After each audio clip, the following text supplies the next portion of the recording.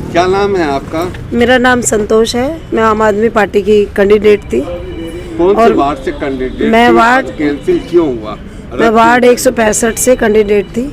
मैंने 10 साल से बहुत ज़्यादा मेहनत की थी, लेकिन कुछ मेरे विरोधियों ने या आगस्ट पार्टी वालों ने, कुछ बीजेपी वालों ने, कुछ आम आदमी पार्टी के लोगों ने मिलके मेरे साथ साजिश की और मेरे विपक्ष के लिए उन्होंने कुछ लगाया कि ये नौकरी पे है, लेकिन वो नौकरी मेरे कॉन्ट्रैक्ट बेस की थी और उसमें कुछ भी नहीं था। हर साल हमें 6 महीने बाद हमें ब्रेक दे दिया जाता था। 25 साल से हम ब्रेक पे ऐसी नौकरी कर रहे थे, उसका उन्होंने ऑब्जेक्शन लगाया।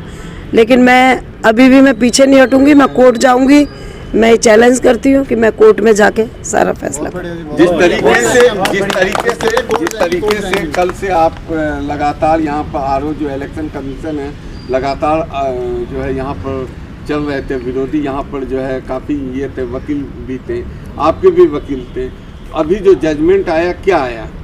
अभी जजमेंट ये है कि मेरा नाम कैंडिडेट का हटा दिया गया है और जो गीता जी हैं उनका नाम लिस्ट में आया है। तो लेकिन मेरे से तो अभी कुछ पूछा भी नहीं उन्होंने, और ये फैसला कोई नोटिस इशू नहीं करा, अचानक से उन्होंने लिस्ट लगा दी। मेरे को कुछ भी नहीं पूछा उन्होंने, कम से कम मुझे बताना तो चाहिए था। आप जिस तरीके से इलाके में काफी घूम रही थी, आज कई सालों से हाँ जी क्षेत्र में घूम रहे थे, लोगों के बीच में जा रहे थे कि वो सीट निकलने वाली थी, इसलिए सब पीछे। हाँ जी, मैं घर घर जा रही थी अपनी टीम को लेके, हर घर में मेरा प्रचार था। आज से नहीं, मैं 10 सालों से जा रही थी। आम आदमी पार्टी के लिए मैंने बहुत मेहनत की है, जबकि सबको पता था, बीजेपी वालों को भी, हमारे ही पक्ष में थे, सबको ये पता था कि संतोष की सीट निकलने को जा रही है। लेकिन उन लोगों ने इसी मुद्दे को लेके कि कैसे इसको पीछे करा जाए, इसलिए उन्होंने प्लानिंग बना के ये काम करा है। मैं रिजर्व कैंडिडेट थी और मैं SC वाल्मीकि समाज से थी, इसलिए उन्होंने मुझे पीछे हटाया। दिनेश जी को भी जिताने में संतोष जी का ही हाथ था। दिनेश जी किसी हालत में जीतने वाले नहीं थे। ये वकीलों की गलती नहीं है, गलती तो भी कुछ नहीं बताया गया। मैडम ऐसे कैसे हो गया? आप तो पिछले कई सालों से विधायक के साथ थे, विधायक ने 2 बार चुनाव लड़ लिया, पार से हो गई। नहीं, पेपरों में तो मिस्टेक नहीं हुई, लेकिन ये जो विपक्ष की पार्टी वाले जो ये कर रहे हैं, ये गलत कर रहे हैं। दस्तावेज तो सारे ही आपने दिए हैं ना? सब कुछ दिया, सब ओके था, मेरा सबको ओके था। विधायक के साथ विधायक कितने क्लोज है? विधायक भी 2 बार लड़ चुके अपना चुनाव, पार्षद भी लड़ चुके, सांसद भी लड़ चुके, फिर तो गलती मिस्टेक होनी नहीं चाहिए पेपरों में। फिर ऐसी क्या मिस्टेक की गई होगी जो इतनी बड़ी मिस्टेक आप कर बैठे? ये पेपरों की मिस्टेक नहीं है, पेपरों की मिस्टेक नहीं है। सबसे पहले आप अपना नाम बताइए। मेरा नाम अजय शुक्ला है, मैं अम्बेडकर नगर विधानसभा का अध्यक्ष हूँ पिछले 8 साल से। और आम आदमी पार्टी या कोई वकील या कोई विधायक का या किसी कैंडिडेट का कोई दोष नहीं है। ये बीजेपी की घबराहट का बहुत बड़ा एग्जाम्पल है आप लोगों के सामने, क्योंकि बीजेपी पूरी तरह घबराई हुई है। वो यहाँ हर उस जगह पे जहाँ पे उनको पता है कि भाई यहाँ पे मैं किसी भी तरीके से चुनाव नहीं जीत सकता, तो वो अपने सारे षड्यंत्र कर रही है। इसमें चुनाव आयोग ने, इलेक्शन कमीशन ने कोई ऐसा नॉर्म्स नहीं निकाला हुआ था। मैंने उस फॉर्म को पूरा देखा हुआ है, पढ़ा हुआ है, कोई भी ऐसा नॉर्म्स नहीं था कि आप इस तरीके से कॉन्ट्रैक्ट बेस की नौकरी कोई मैटर नहीं करती है, उसमें कोई रिजाइन होना। ये तो बहुत बड़ा साजिश है बीजेपी की, क्योंकि उनको ऐसा लगता है कि अगर संतोष जी पिछले 10 साल से बहुत मेहनत कर रही थी और बहुत एक विनिंग कैंडिडेट थी, जिनको पता था कि भाई किसी भी कीमत पे संतोष रानी को कोई हरा नहीं सकता, और इनके घर घर में बहुत अच्छे संपर्क थे, तो उन्होंने अपनी चाल खेलने की कोशिश की है। और आज जो इलेक्शन कमीशन SDM साहब यहाँ से गए, बिना किसी के बताए बगैर वहाँ गाड़ी में बैठे चुपचाप निकल गए, तो इसका एक बहुत बड़ा हम लोगों के सामने है कि ये इलेक्शन कमीशन ने पूरा मैनेज है बीजेपी के द्वारा। तो वहाँ से हमारे हर जगह पे, हर सीटों पे इस तरीके का खेल रचने की कोशिश करेंगे। लेकिन फिर भी हम लोग आम आदमी पार्टी के कट्टर कार्यकर्ता हैं और हम सभी लोग एक साथ हैं। संतोष रानी जी को लेकर के जो भी हमारे डमी कैंडिडेट हैं, उनको भी हम चुनाव खूब मजबूती से लड़ाएंगे और हम चुनाव जीतेंगे। बीजेपी को किसी भी तरह से कामयाब नहीं होने देंगे। शुक्ला जी, जिस तरीके से क्या प्रेशर है ऊपर से, जो SDM जिस तरीके से वो निकले, अब भागे?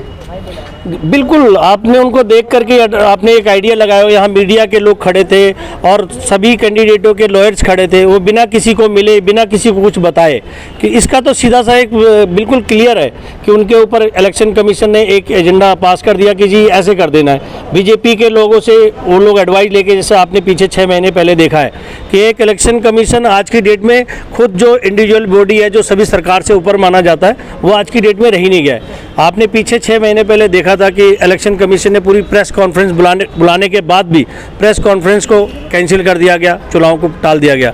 तो हमारे देश के अंदर जो स्वतंत्रता और देश की जो एजेंसी जो स्वतंत्र काम कर रही थी, आज बीजेपी के राज में वो एजेंसी स्वतंत्र नहीं है। तो मैं आपको यही बता रहा हूँ कि ये बीजेपी की सोची समझी साजिश है और इलेक्शन कमीशन बीजेपी के कहने पे काम कर रहा है और जिस अकॉर्डिंग बीजेपी उन्हें कहती है उसके अकॉर्डिंग उसने डिसीजन दिया है।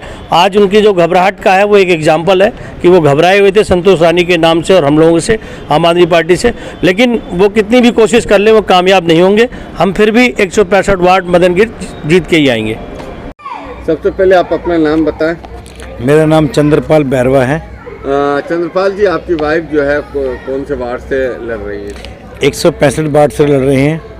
आम आदमी की पार्टी जो कैंडिडेट थे उनको जो है आज इलेक्शन कमीशन ने रद्द कर दिया, क्या कहेंगे? क्या कहेंगे, हमारे विधायक जी हैं साहब, बहुत पढ़े लिखे हैं, अपने आप को बहुत बड़ी एजुकेशन समझते हैं, 2 बार विधानसभा का चुनाव लड़ चुके हैं, उसके बाद PhD कर रहे हैं। ये तो एक सरासर एक महिला का अपमान है। जानबूझ करके उन्होंने अपनी एक साली है उनको चुनाव लड़ाना था, उस जो बेचारी गरीब महिला थी उसका अपमान करना था, तो उनको महिलाओं का अपमान करने में वो सक्षम हो गए, अपनी साली को लड़ाने में कामयाब हो गए। अब क्या मानते हैं जिस तरीके से इलेक्शन है, आपका जो है पत्नी को लेके घरे घर जा रहे हैं, कितना आसान अब हो गया आपके लिए?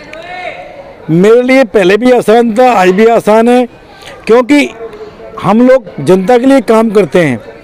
ये लोग महिलाओं के लिए दरवाज़ा बंद कर देते हैं।